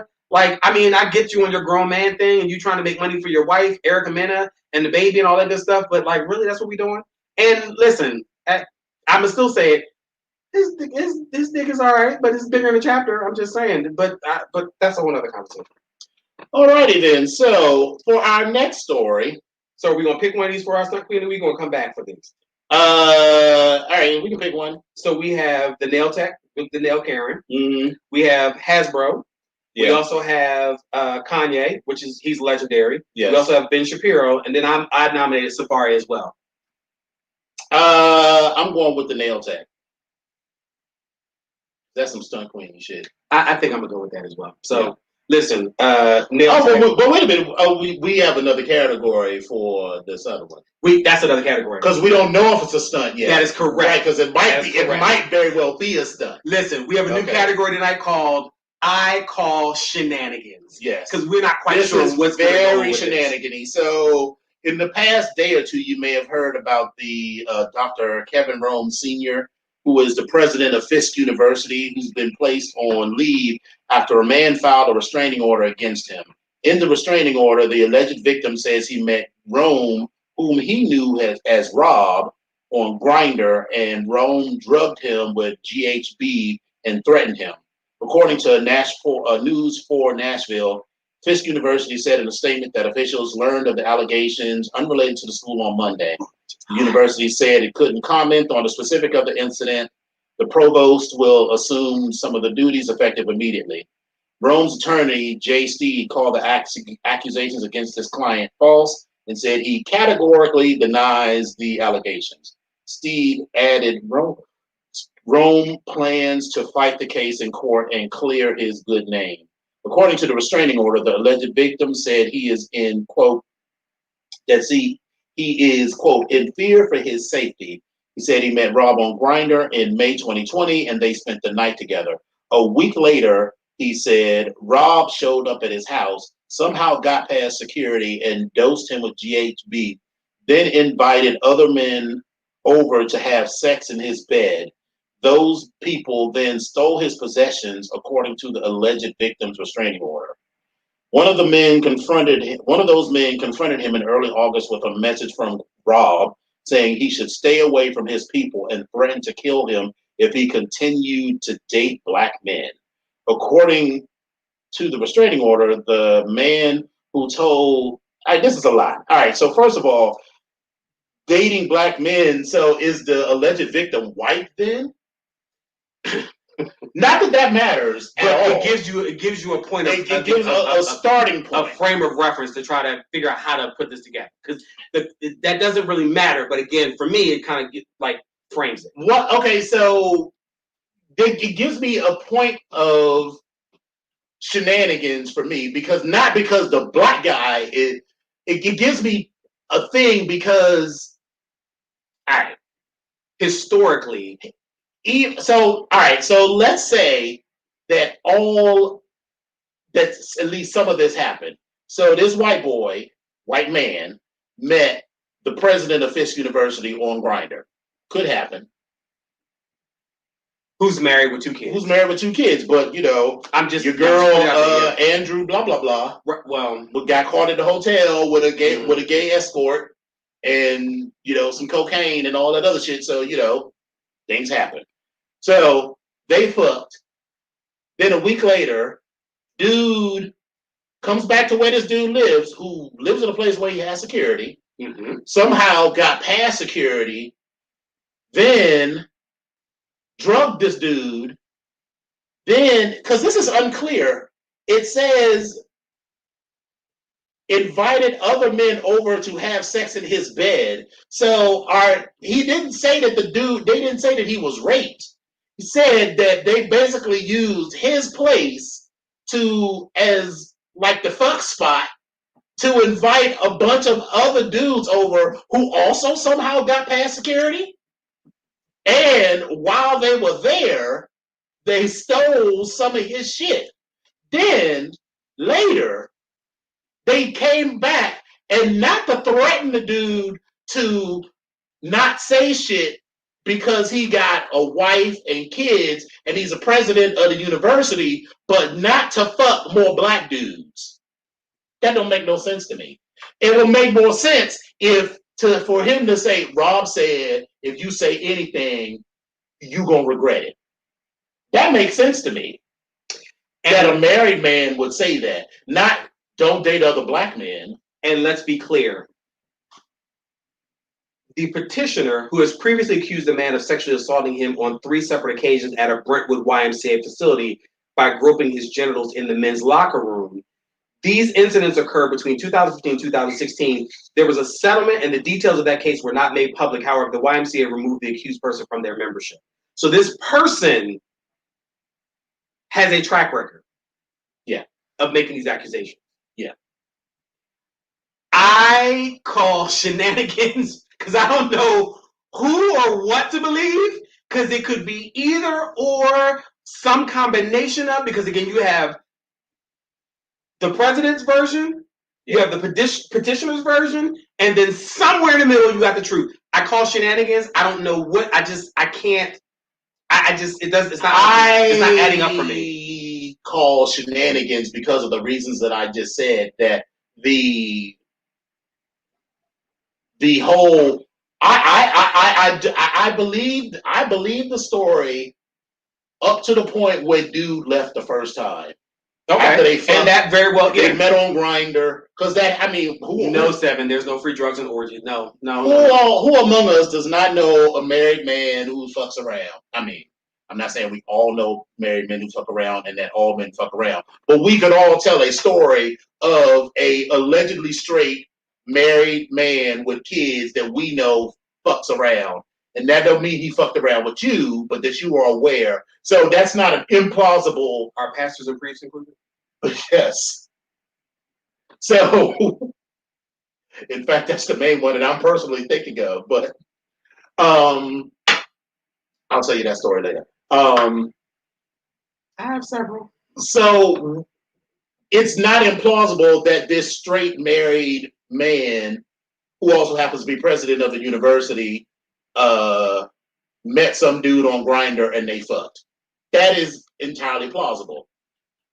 It is also somewhat plausible that he somehow talked his way past security to get back into this dude's apartment. Because, I mean, if you're the president of the university, he could, I mean, this is a little bit of a stereotype, but, you know, if the security, there's a good chance the security person was black, he might know that this person's president of the university, or even if he didn't, dude maybe just talked a good game or whatever. You know, he know how to talk to people, so he was like, yeah, I'm just going to go. You know, he maybe conveys himself with a sense of authority enough to get past security or whatever, you get up to the apartment. This is where that story falls apart to me. What is the point of giving someone else GHB to allow other people to come and have sex in this dude's apartment when it would have been a whole lot easier, less messy and convoluted just to rent a hotel on the outskirts of town? I mean, in Nashville, you drive 20 minutes outside of the town and go to some You're trying to give them the handbook on how to be a hoe. We're not giving them the handbook on how to be a hoe. We're determining the shenanigans based off of what we have in front of us.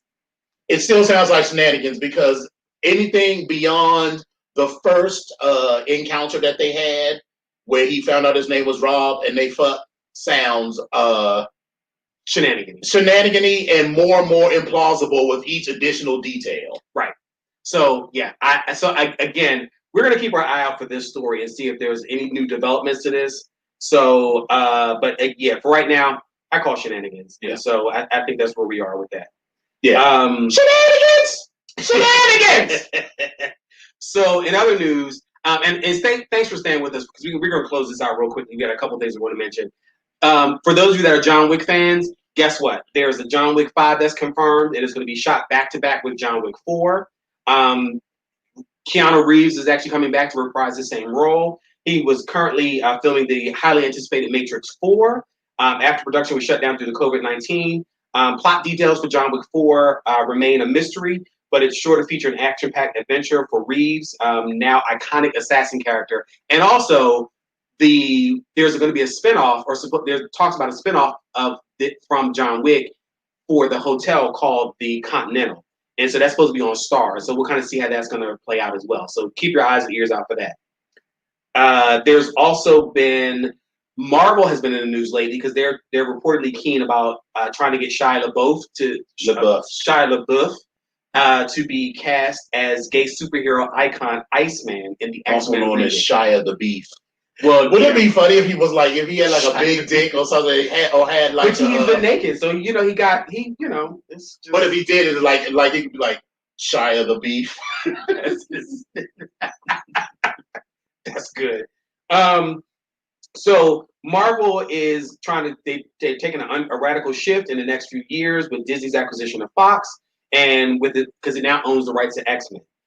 Kevin Feige, Marvel Studios president, has confirmed that MCU's take on the mutants will be quite different from the previous series and said to be working on a plan to introduce the X-Men to his carefully calibrated world. After speculation, the first grain of news regarding the plan appears to have leaked with reports about Shia and the front runner to play Iceman. Now, as you know, a teenage version of Iceman, for those of you that follow the comics, Displaced in Time, came out as gay. And in April 2015 issue of the all-new X-Men, after Jean Grey read his mind. A later issue saw the teen Iceman confront his older, still closeted self, who admitted he didn't want to be gay or a mutant. And so Iceman was given his own series, which focused on him coming to terms with his identity and his legacy as a superhero. So all that stuff happened in the comic books.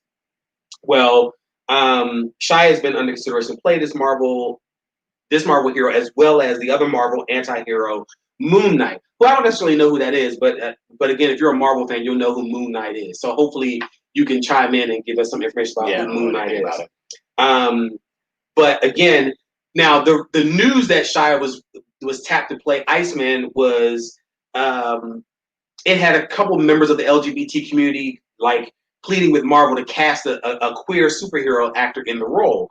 Like Scott Evans, the gay younger brother of Captain America star Chris Evans, was like, he loves Shia. He's like, but I just want a prominent gay character to play this prominent gay character in the comic books to be played by a gay man. So again, there's a request for that.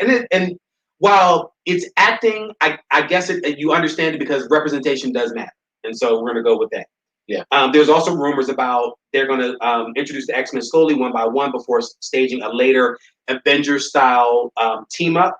And again, who the studio is going to cast is still remaining a mystery. But our girl, Pose star Dominique Jackson, has thrown a hat in the ring for consideration for the role of Storm. So I don't see it. I see the look. The look, that's about it. I don't see the acting. But now, then again, but listen, we did have Halle Berry play Storm. If she continues on that vein, she'll be fine. She'll be fine.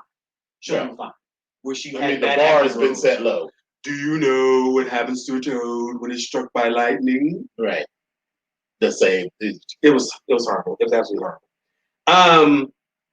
Also on Marvel News, they had a same-sex wedding.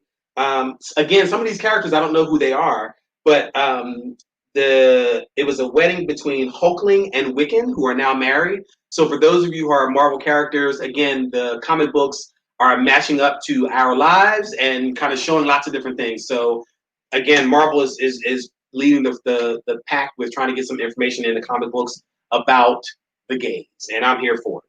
So for all those that are participating in adult work, sex work, stripping, any of those sorts of things, the National Labor Board rules in favor of strippers who want to unionize. Yes. So strippers have been fighting for their fair labor practices for years. They've faced barriers to forming unions. Clubs will hire dancers as independent contractors, making them exempt from laws protecting official collective organizing efforts from within workplaces. Well, on July 31st, the National Labor Board's relations upheld a ruling that a stripper named Brandy Campbell was a statutory employee. And next up on the main stage, Brandy. She was a statutory employee of the Centerfold Club in Columbus, Ohio. So, and that she was fired for engaging in activities protected by the National Labor Relations Act.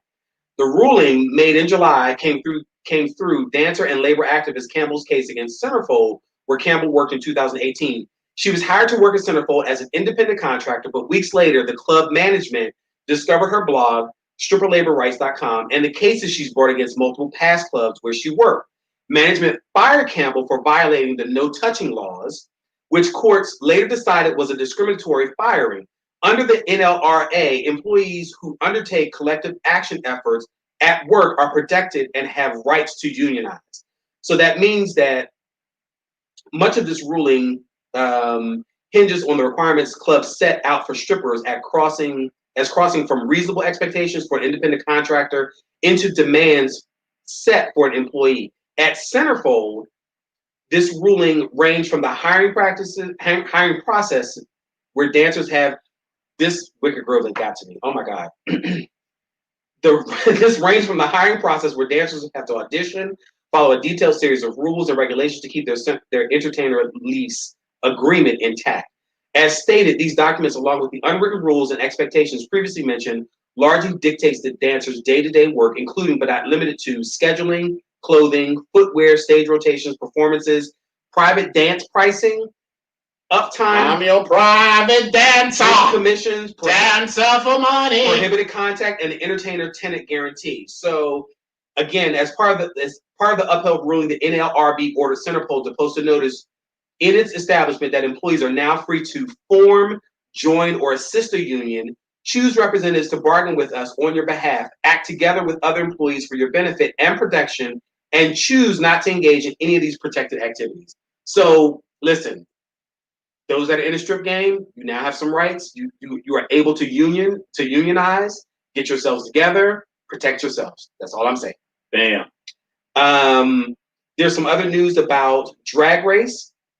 We also have a season 6 All-Stars that's already in progress. And it's something to be said about the kids when they get a little angry because, yes, Shea Coulee just started her reign as the All-Star. But Jeremy Carey, who many of you may remember as Fifi O'Hara, she was asked, would she ever decide to do All-Stars? And Jeremy went off, and in a rant, he wrote, I'll never do All-Stars ever. They don't deserve me, but I know the cast of 6, and, well, and then people are like, well, what, sir? What are you talking about? So he goes on to say, I'm not going to ruin it for the girls. They want it. It's casted. They leave soon, and that's that. So basically, the World of Wonder Drag Race All-Star staff has already started the production. They are quarantining the girls for 2 months, and they're going to tape it. And season 6 is already underway for All-Star. So we'll see who that is once they start advertising it. We'll see how that goes. I, in some ways, don't blame him because, it's one of those things where we talked about this before. You cannot like a drag queen, but the hate that some of these kids have gotten, I'm entertained by it in the same, whether I like someone or not. And the more that I know about it, the more that I understand that a lot of the things that come off as negative are the results of editing. True. And things taken out of context. Mm-hmm. So when you do those things together, like I could say, I hate her. I cannot stand her. And then you could say, oh, yeah, I know Dominion. And then you cut to me saying, I hate her. I can't stand her. It made it sound like I was talking about you. Right. I could have been talking about something entirely different, or they could have taken what you said and then shown it to me and have me react to that and say, well, what do you think about that statement? You could say, well, I think that's a fucked up statement. But that doesn't mean that I have a problem with you, because a lot of times, like even that shit with come on, P Valley, we're gonna talk about that for just 1 second too. Like the shit with Shay and Alexis. After every show, they were sort of hugging and whatever. I was like, if she really feels like the way that Shay said that they felt, because remember all those interviews are taped well after the show is over, then they wouldn't be hugging like that. So, so don't let all that shit that you see get you. Yeah. So yeah, I don't have stars. So you gonna look me up? Okay. P Valley, listen, I was not a fan of the show because I felt like I was like, I don't want to pay this extra money to go check out stars. I'm like, whatever. I broke down. That was in one of my Amazon moves where you kind of point and click and you buy, and it was like, oh, that How much starts. is it? It was $5 a month for the first 3 months. You know, I'm gonna cancel that crap. I just signed up for it. But Uncle Clifford, I've heard about Uncle Clifford. Uncle Clifford is he's like the amalgamation of every gay man that's flamboyant, but in the closet, but then not, but then one that acts butch, one that wants to do drag, one that doesn't, and he's funny as hell. And so he is leading this pack of women that are stripping in the club. And listen, the athleticism to strip and on a pole and to do the tricks and stunts that they do, baby, I'm here for it because they have some beautiful bodies and they are, listen, beautiful faces and beautiful bodies. There's some stories that are going on with Uncle Clifford. There's a romance, and it's worth the effort to watch. So I'm for those of you that may not have watched, I think we might want to start reviewing. There's already 5 episodes in, and so we'll probably start reviewing it and talk about it. Okay. But again, it'll be after we sit down and actually get caught up. Still haven't watched Black is King yet. Yeah, I just saw the clips and pictures again, thanks to you. Yeah, that's all I've seen. So yeah. And then I still have it, and also Umbrella Academy season 2. Yeah, I'm halfway into it, and I don't want to finish it. Yes, he also gives you Lafayette from True Blood. Yes, so it's a lot. Like, yeah, it's a lot. So I'm here for it. I just got to sit down and finish the rest of it and follow it because I'm already hooked in already. Because there's some stuff that happened with Mercedes, one of the main characters, and her mom. I was like. So anyway, it's a good read. So a good watch, I should say. Well, all right. You ready to wrap this up? Yeah, we can wrap this up. Listen, I thank you guys for tuning in. This is always fun. I'm glad to see you guys.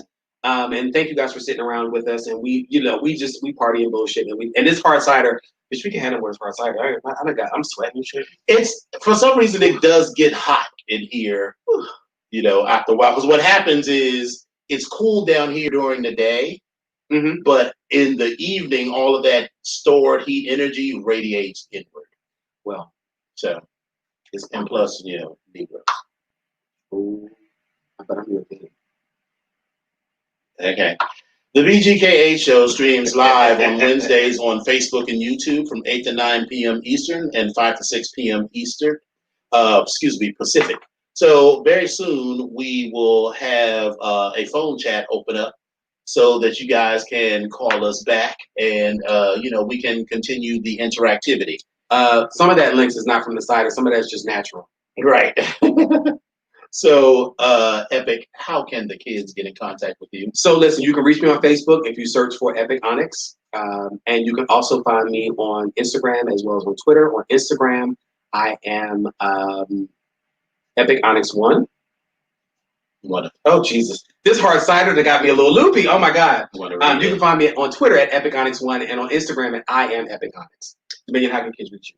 You can reach me on Twitter and Instagram at Dom Onyx and Facebook at facebook.com/Dom Onyx, as well as www.domonyx.com, where you can catch old episodes. Well, old columns from Dominion's Opinion. Keep up with my other writing, and Recon, where I write a monthly column on BDSM, kink, and blah, blah, blah. And 7, guess what? You drinking some Tennessee honey, because I said it early on in the episode. So you can also, if you want to follow the BGKH show on Facebook, YouTube, Twitter, and Instagram, you can go to our link tree, which is a one-page webpage that has all of the links for all of our contacts. And that is linktr.ee/the BGKH show. That again is linktr.ee/the BGKH show. So, and so thank you all, ladies and gentlemen. I do these little things where I talk to people online and they're talking. Wait a minute. So I'm great to you.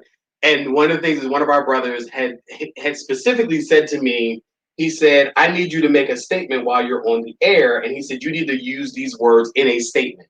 And that statement was, Poopy Pickle Diaper Wars, and he needed to put it into a sentence. That's why you said that. Because I was like, what the fuck are you talking? I was like, girl, that cider got you fucked up. I was like, what the fuck are you talking about? And he dared me to put it into a sentence, and I did. He really did. And he said it needed to flow. I just couldn't just say it, and I was like, all right, fine. But it did flow, but it was a total non sequitur because I was like, what the fuck are you talking about? But the bet was 7 is a Johnny Walker red drinker. Like, don't give him anything else other than Johnny Walker. In fact, you give him water, people look at him like, ugh. You're like, what's wrong with you? However, the bet was if I win, he has to drink a shot of my drink, which is Tennessee Honey. And he don't like it. So now he's talking about I lost. Yeah, no, man. Not allowed to wink. Who winked? Nobody winked. What are you talking about? Get out of here, 7. Just get your ass ready to drink this damn Tennessee Honey. And I'm pouring a big shot.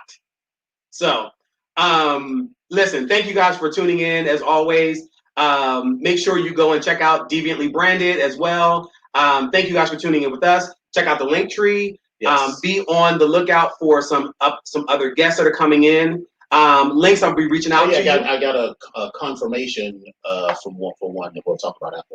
Good. We line up these confirmations right now. Links I'm gonna reach out to you as well. And I think that's probably about it. Yes. So thank you all for coming out. God bless you. Good night, and we love you. Mwah.